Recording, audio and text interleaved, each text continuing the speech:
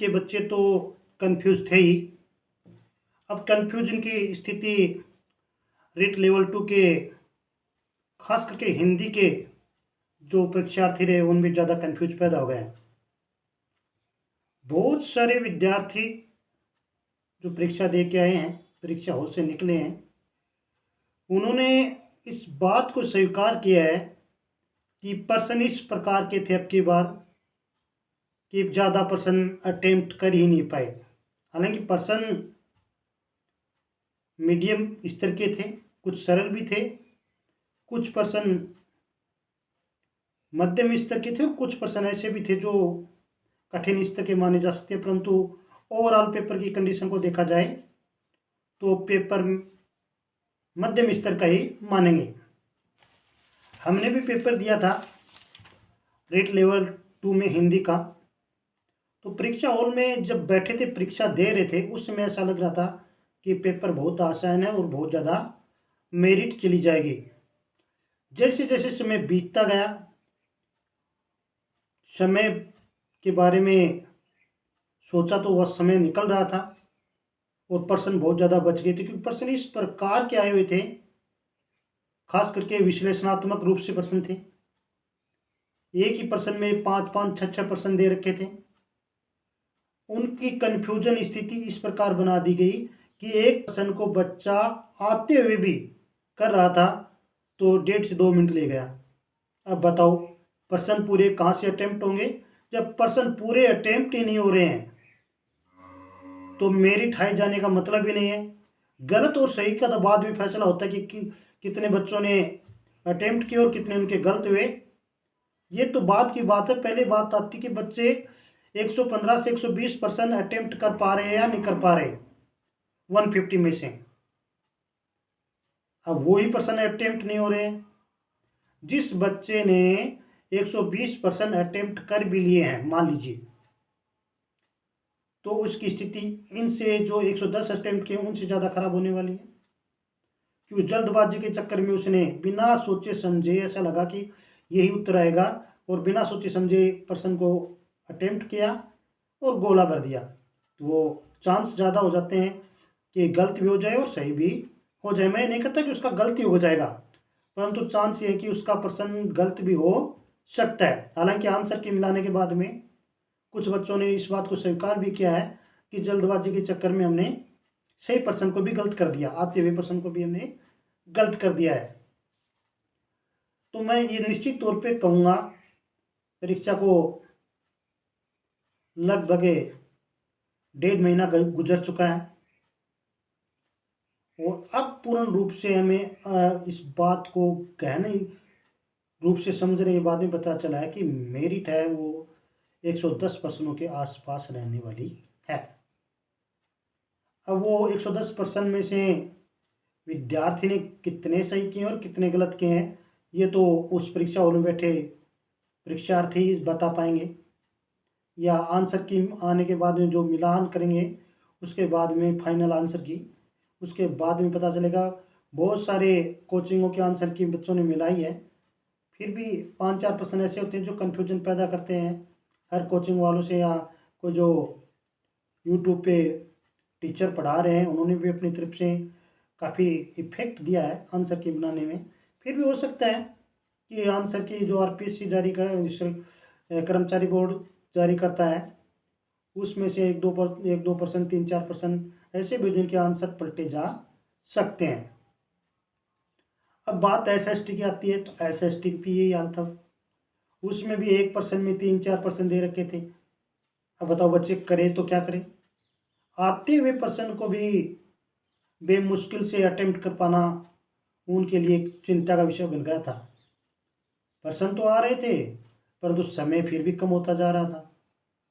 एक प्रश्न को पढ़ते वक्त ही ज़्यादा समय लग रहा था। बच्चा जब परीक्षा हॉल में प्रश्न को पढ़ने बैठता था उसमें ज़्यादा समय लग रहा था। फिर उसके 3-4 मिलान वाले प्रश्न दे डाले। बताओ अभी ये कोई बात हुई कि एक ही प्रश्न में 5-6 प्रश्न दे दे, वो भी उलझा के? तो बच्चे कहाँ से अटेम्प्ट कर पाएंगे ऐसे प्रश्नों को? ठीक है, चलो आपका स्तर सुधारना था, सुधार लीजिए, कोई दिक्कत वाली बात नहीं। परीक्षार्थी जो परीक्षा हॉल में बैठता है वो निश्चित तौर पे इस बात के लिए तैयार होके जाता है कि मुझे तो इस पेपर को सोल्व करना है ताकि मेरा नंबर सरकारी जॉब में आ सके। फिर भी ये खिलवाड़ नहीं होना चाहिए। जैसे कि आरपीसी ने किया था, 40% ही नहीं बन रहे थे बच्चों के number. Political science first grade में बेमुश्किल से 6 बच्चे मिले। ऐसी कंडीशन नहीं होनी चाहिए। फिर भी साथियों, बिल्कुल भी डरने की जरूरत नहीं है। जो मेरिट हाई बता रहे हैं निश्चित तौर पे वो शायद परीक्षा हॉल में नहीं बैठे।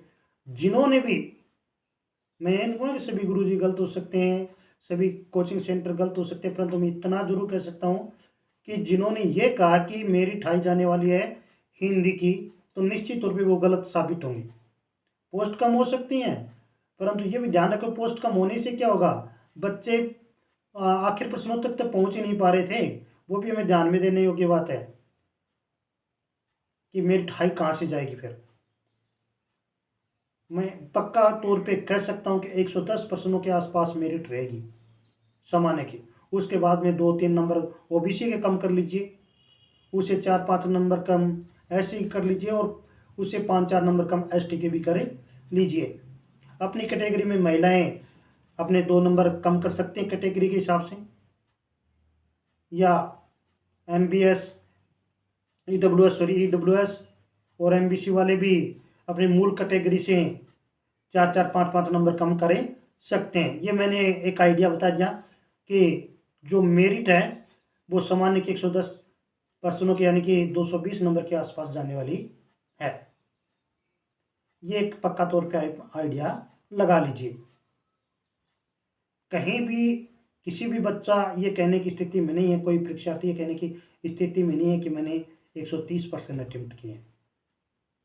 इतने गलत हुए, इतने से ये तो बाद की बात आएगी कि कितने अटेम्प्ट किए। अब एक आपने 120% अटेम्प्ट किए तो हो सकता है आपके 15% गलत हो जाएं, 5 नंबर वैसे कट जाएंगे, वो 100 का आंकड़ा उसके आसपास आ जाएगा, तो कहाँ से मेरिट हाई जाएगी। और मान लीजिए कि 1-2% बच्चे ने ऐसा कर भी लिया, 130% अटेम्प्ट कर दिया, तो 20 उसके गलत हो जाएंगे। एक आइडिया लगाया कि हो सकता है उसके 20% गलत आ जाएं, तो 110 के आसपास तो वैसे हो गया, और उसके बाद में 7% नीचे और चला गया, 103 के आसपास आ गया।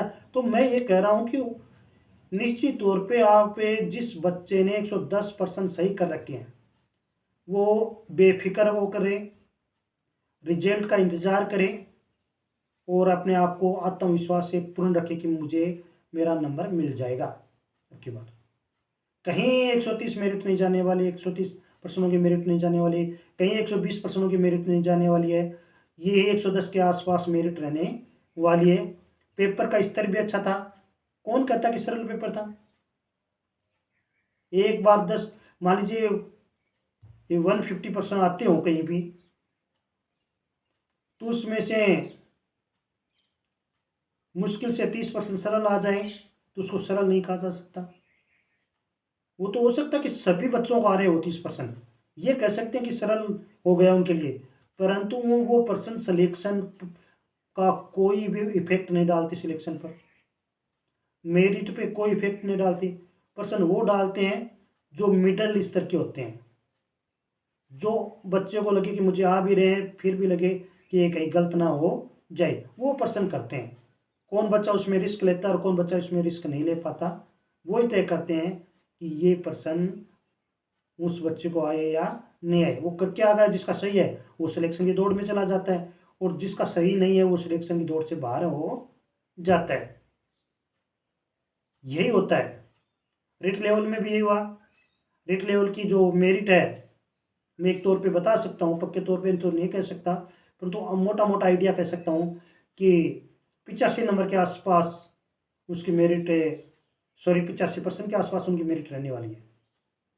85 से चला जाए 90 चला जाए, उससे ज़्यादा उनकी मेरिट मैं नहीं देख पा रहा हूँ। 85 से 90 जो सामान्य वर्ग के बच्चे हैं वो निश्चित तौर पे रेट लेवल 1 में बेफिक्र होकर रह सकते हैं, उनकी मेरिट यही रहने वाली है।